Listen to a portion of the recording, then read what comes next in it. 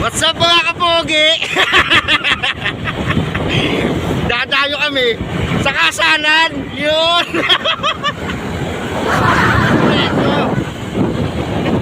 May pa ka na. What's up mga kapogi?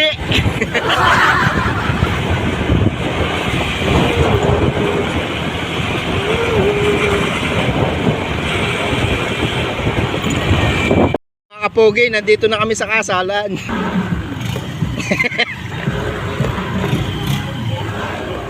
Tamang balot tayo mga kapogi.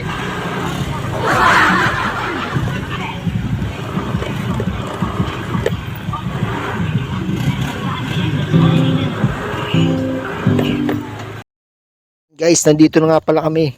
Buti na lang walang pila at kami ang nauna. Yon, shout out.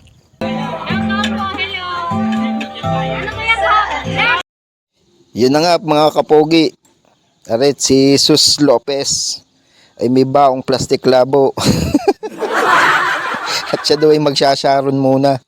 Yan na nga. Ay, kay naman. Yung masasarap kasama. Marunong magbalot, marunong magsharon.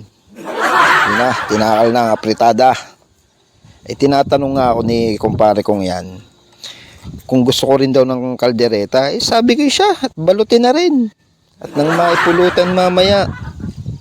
Hindi, yun, yan. Binubuhol na. Ni Sus ko po. Tragis na yun. At ito na nga guys, ito nga pala si Kabungo. Ay, sa gandang lalaki ni Kabungo. Inaman.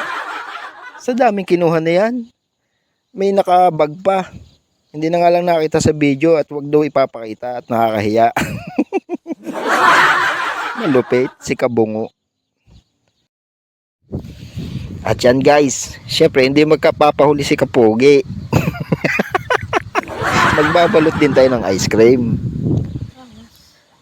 Para habang nasyat mamaya, eh, may pampahulas ba? Ay, tuwa si Doc Mel eh. Yun, takali. Siya, sige guys, hanggang dito na lang. Paalam. Mga kapogi. Yun.